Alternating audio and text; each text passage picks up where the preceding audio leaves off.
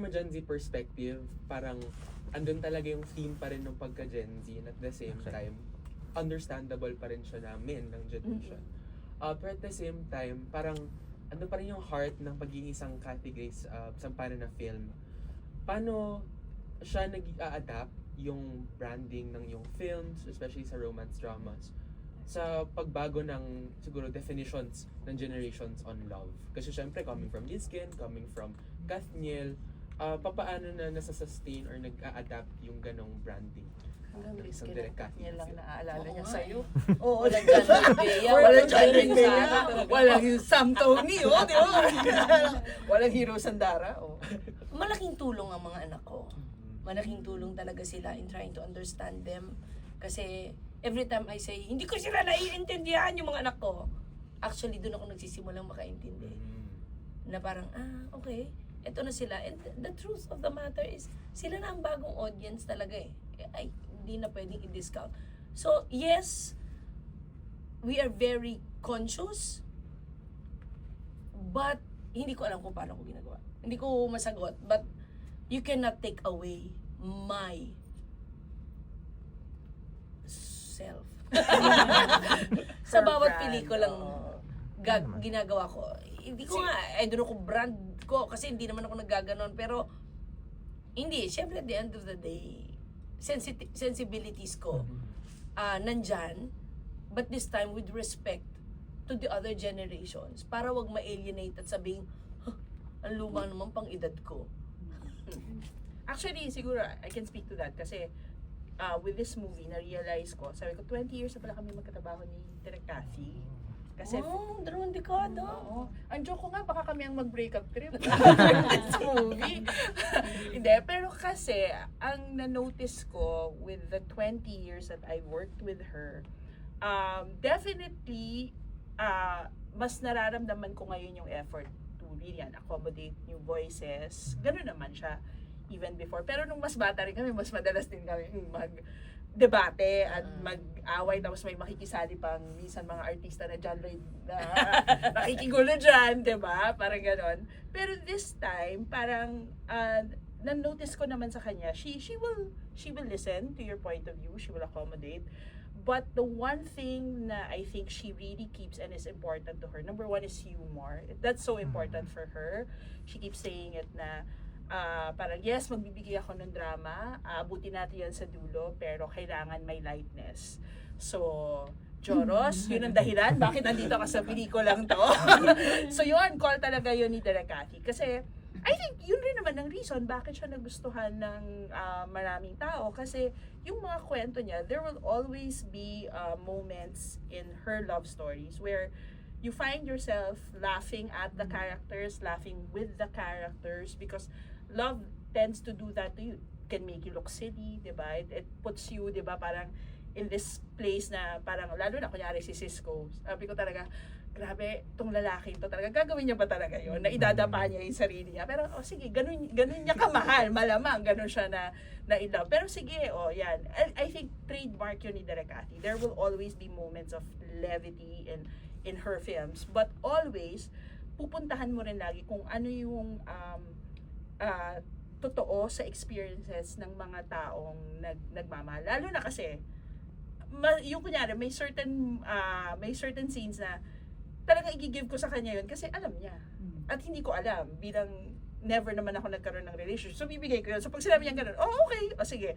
Basta, ito yung pupuntahan natin na kwento. Dito tayo darating in the end. Pero yun, she always finds moments of joy and delight in her love stories kasi importanteng part naman yun ng love talaga. Hindi lang puro sakit, di ba? Meron naman laging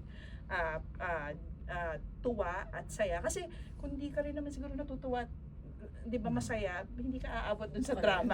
Hindi ka aabot dahil paglalaban mo yun, di ba? At masasaktan ka. So, yun yung common dun sa mga pelikula niya. Kahit nga sa mga hindi romance movies di ba? Nagkatrabaho rin kami sa mga family movies, di ba?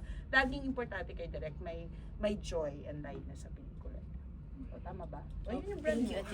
Direk, sa past project, man nakukwento na parang personalized yung approach. Like, naman kay Catherine, bawal siya mag-phone or di siya kakausapin ng iba. With Donnie and Belle, na kinumend din even ni Alexa si Donnie na surprise yung performance? Meron ka ba makakwento na kakaibang approaches? Tinry ko sa kanila yung wag mag-usap. Minsan, na-OA na. Hindi ko inuutusan. Hindi sila nag-uusap. Sabi po kasi ni Donnie, wag muna po kami mag-usap. Ang galing. Na ano, bida-bida si sis ko. Alam niya pag mabigat, sasabihan ko naman siya mabigat to. Wag ka muna kong mga usap. So, solo na siya. Parang nung Parkal, when we were taking the fight, he was really, siya na. Doon nistansya niya yung sarili niya. Meron siyang earphones. Andun lang siya, tapos memorize siya ng memorize. Mga gano'n lang. Kasi, mahirap, depende kasi ang na-realize ko, throughout the years, ang style ko sa isang artista cannot be repeated to another. I had to engage, anong kaya nitong taong to? So, nalaman ko yung kay Donnie, hindi pwede sa kanyang gano'n. Oo. Iba ang proseso ni Donnie. Mas si Bel ang kaya ko sa gano'n na proseso.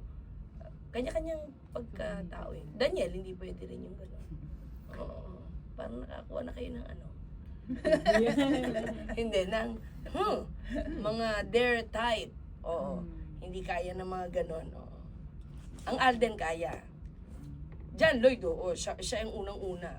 Siya nagpauso nga sa sarili niya. Nung media launch po kasi may remaining days pa kayo mag-shoot, no? So, can you share lang po kwento yung last shooting day nyo nung sinabi na yung pack up? Since this is the, for now, last movie ng Don Bell. Kasi ang totoo, ngayon ko lang nakatrabaho ang Don Bell na pairing na isa ang buong pelikula. Normally, sumasaw-saw lang ako at paisa-isang araw, di ba? Grabe yung dalawa pala na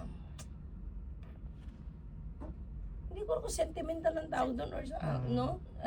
Na may gano'n sila. Kasi nung last day, walang humiling, walang pero nagpalitsyon si Belinda, nagpabili ng ice cream na gano'n. May dumarating, nagsusulat kami, kami ng setup eh.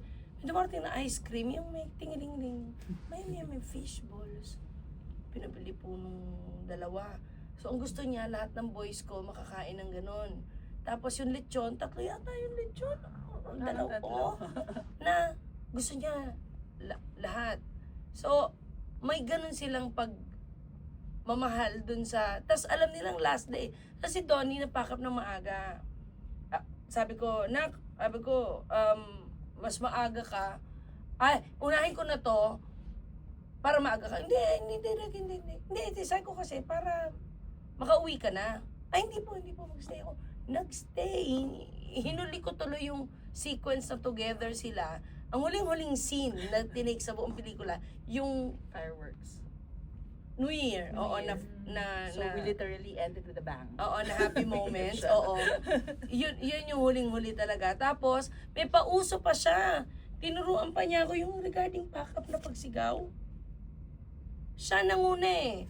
Kasi, sanay lang naman ako pack-up eh. May pinasabi siya eh. Nag-selfie siya, nag-video. Tapos parang sinabi niyang sabay-sabay. 1, 2, 3, it's a wrap! Siya nag-direct noon. Oo,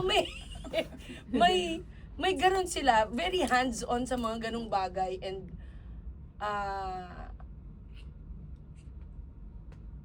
kasi si Donnie, ang tingin ko talaga sa tao yan, sosyal na, parang alta. Alam mo, ganun ko talaga siya akala eh. Well, he is. But, he isn't also.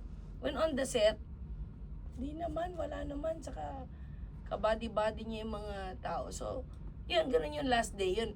May ganun pakulo yung dalawa. Hindi masyado sa'yo masaya, no? Pero question lang naman din po from me, no? Ano yung naging reaction ninyo nung in-announce na Don Bell is taking their independent direction? Knowing din as well na yung film may sense of finality din for them.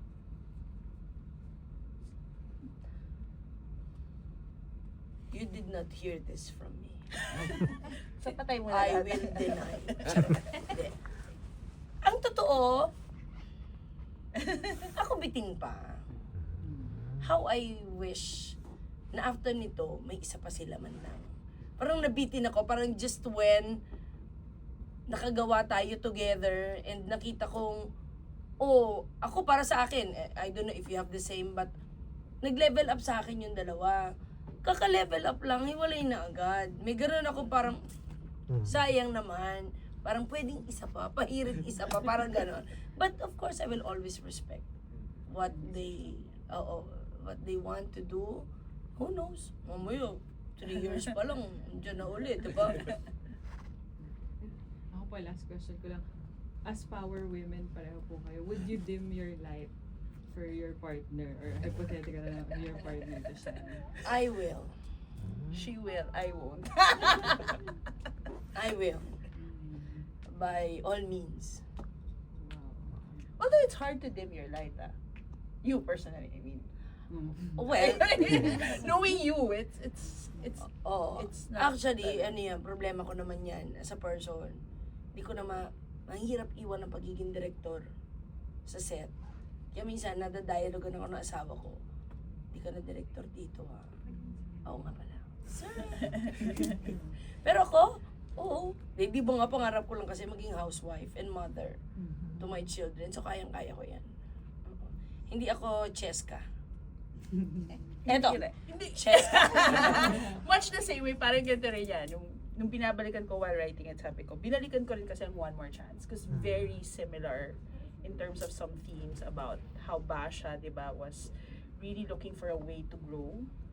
But Popoy was having a difficult time understanding that her personal growth would require a lot of discomfort on his part. Because talaga lang naman pinanggagalingan ni Basha noon ay kasi ang uso nung time na yun ay yung term na quarter life crisis, 'di ba? So at 25, you're asking yourself, the decisions I made before I turned 25, are they the decisions that I still want to make at 25, 'di ba? Do I hold on to those decisions? Nung sinusulat na to, bumabalik ako dun sa, ano ba yung mga sinasabi namin dun sa pelikulang yon and paano ko ngayon siya i-relate sa lalo na sa mga bata ngayon. Kasi I was telling Direk, for a lot of Gen Zs, they're very baka I'm speaking, I don't know if I'm speaking for them, if I'm speaking correctly, but before doing this project talaga, we did interviews with them, we did a lot of research. Gen Z are very risk averse. I hear the phrase mentioned always, yung in this economy. Yeah. Diba? That's always like, parang bago siya magsalita ng anything, sasabihin niya, in this economy. Diba? Laging ganon. Na, sabi ko nga, buti na lang merong isang Cathy Molina na hindi risk averse pagdating sa pagmamahal. Kaya kayang itawid yung kwento. Kasi kung susundan ko lang, the way mag-iisip ang Gen Z, sabi ko, hindi ma-inlove si Cheska kay Cisco. Kasi boss niya yan. It risks too much. I mean, she would need stability, diba, with her job, diba, job security. Basically, parang making your boss your boyfriend is going to be problematic, diba? And then for Gen Z, I think they look at love na parang I don't want to be with somebody who is going to limit my growth, who is not going to be somebody who sees that, you know, we move forward together in the same direction. And yet, 'di ba, pag na-in-love ka naman talaga sa simula, iniisip mo siya yung taong makakasama ko. It's just that things happen to you guys, 'di ba? Na parang parang siya pa ba? Gusto ko pa ba? 'Di ba? So in a way, napapatanong rin dito si Cheska. Actually, ang interesting nga, if things didn't happen the way they happened in the movie, my question talaga will be, will these two people still wanna be together? Or will that confrontation scene with the big X on the road be the end na talaga for them, no? But there's a big part in the story na Cisco had to experience love in a certain way for him to understand what she already knew on the night of that breakup. She already knew things about herself and about the relationship that Cisco hadn't yet seen. That it would take letting go, diba? And growing up on his own for him to realize, okay, nandun na siya. Hindi pa ako makarating doon. So, in a way, lagi ko nga sinasabi, when you do a breakup, you're not just breaking up with the other person, you're also breaking up with a version of yourself in that relationship. Why did that relationship work? There's something in you that wasn't working as well. So, yun yung mga mapupulot nila na, yun nga, si Direk Cathy, kaya niyang idim, sinasabi niya, pero feeling ko talaga hindi na didim. Parang ako naman, parang if I were with somebody, I would want to find somebody who wouldn't see me as competition if ever we're in the same industry, but would see me as somebody na equals. Kasi ang sakit talaga nung sinabi ni Cheska na, is this the only version of us that works for you? Ang totoo, may kasunod pa dapat na line yun eh. Na nasa taas ka at nasa baba ako, naaapakan mo. Hindi na lang namin nilagay. Baka hindi na kasi mapatawag si Cisco eh. Pero yun, diba? So like, for me, I would want to believe na I could choose somebody who wouldn't require that I dim my light for him. Diba? Who would accept me and love me in all yung lahat ng versions na pwede kong maging, diba? As we travel together, diba? As we journey together in our relationship. Yun. Magkaiba kami. Ganda. Thank you so much. Mga kapamilya, reminder lang, wag